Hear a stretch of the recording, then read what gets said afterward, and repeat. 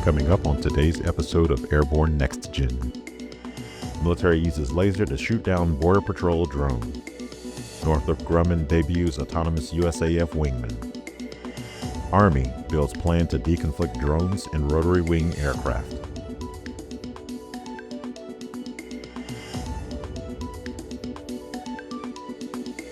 And I'm your host, Cam Walton. Welcome to Aero-News Network's Airborne-NextGen program, a weekly news program covering the next generation of flight from electric power to vertical lift, uncrewed vehicles, and everything in between. Let's get into today's stories. Military uses laser to shoot down Border Patrol drone. The FAA put in place temporary flight restrictions, also known as a TFR, to restrict flights last Thursday near Fort Hancock, Texas, about 50 miles southeast of El Paso, after a U.S. Customs and Border Patrol, CBP, drone was reportedly shot down by a laser operated by the military. Media reports note that, quote, the Defense Department used a high-energy laser, end quote, to shoot down the CBP drone. The FAA said in a notice to airmen, also known as a NOTAM, that airspace around Fort Hancock was temporarily restricted for, quote, special security reasons, end quote. The FAA said the military used the counter unmanned aircraft system to respond to a, quote, seemingly threatening unmanned aerial system operating within military airspace, end quote. Congressional aides told Reuters that the Pentagon reportedly used a high-energy laser weapon to accidentally shoot down the CBP drone near the Mexican border, an area that frequently sees incursions from drones believed to be operated by Mexican drug cartels.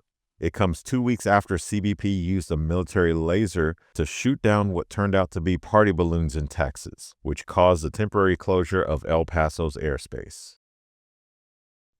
After the break, Partnership for Next-Generation Hybrid Electric Propulsion.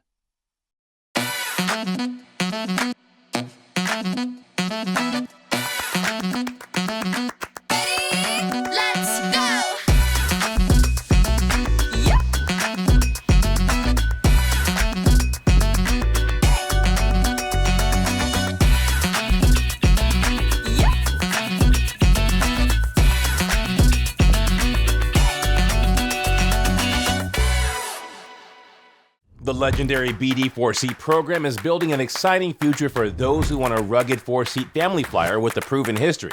The SureWings program produces a complete kit and builder assist program that gives you everything you need to be flying a BD-4CS in record time. For conventional kit builders, BD Aviation has parts, partial kits, and full kits for the 190-mile-per-hour BD-4C that has logged thousands of hours. Visit surewings.com and bdaviation.com for more details. Welcome back. Now for some shorter stories in our Next Gen Minute. Partnership for Next-Generation Hybrid Electric Propulsion.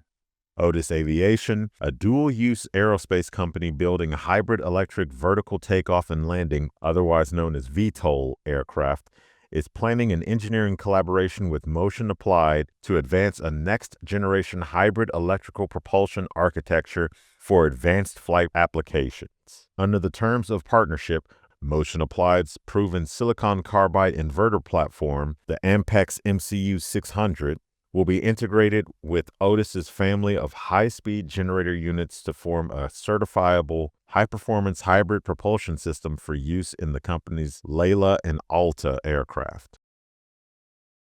Joby reveals a strong end to 2025. Joby Aviation reported its full year 2025 financial results on February 25th, showing a company still burning cash at scale, but also moving visibly closer to real commercial operations. The financial turnout wasn't all bad either, through net losses grew from $608 to $929.8 million. The manufacturer brought in its first $53 million in real revenue. Much of that cash came from Joby's acquisition of Blade's passenger business, which operates conventional helicopter services, particularly in New York. Outflow was mostly tied to research and development, with spending recorded at $581 million for the year. Air Force awards prototype contract for drone Wingman engine. The U.S. Air Force has awarded a prototype contract to Honeywell for a small engine to be used on the service's autonomous drone Wingman, designed to fly along Air Force fighters. Honeywell will adapt its design for the existing Skyshot 1600 engine to fit unmanned aircraft in the Air Force's Collaborative Combat Aircraft program, as well as other uncrewed systems. The Skyshot is a compact engine designed for use in autonomous aircraft. It delivers powerful thrust capability with either turbofan or turbojet propulsion. NASA replaces 2 top leaders. NASA has replaced 2 top leaders tied to the Boeing Starliner's most recent mission, the crewed flight test that launched from Cape Canaveral on June 2024 and ended in what NASA recently classified as a Type A mishap.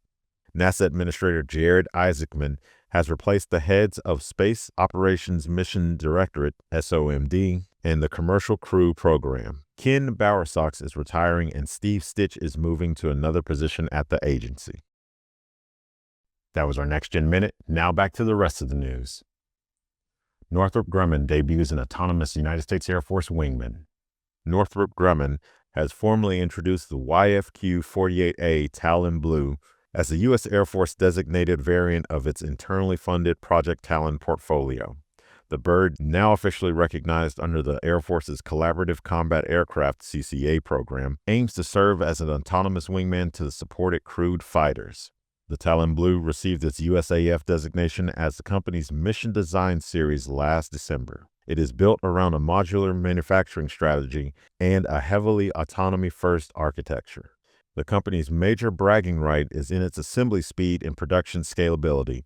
According to Northrop Grumman, the aircraft's composite material allows a 50% reduction in parts and a 1,000-pound cut compared to earlier designs. The aircraft falls under Project Talon, which is the manufacturer's portfolio aimed at delivering modular, cost-effective, and rapidly deployable aircraft purpose-built to meet customers' needs for next-generation autonomous aircraft. The focus isn't the aircraft themselves, however, it's the software that makes them special. That digital backbone includes Talon IQ, Northrop's autonomous testbed ecosystem operating on the Scaled Composites Model 437.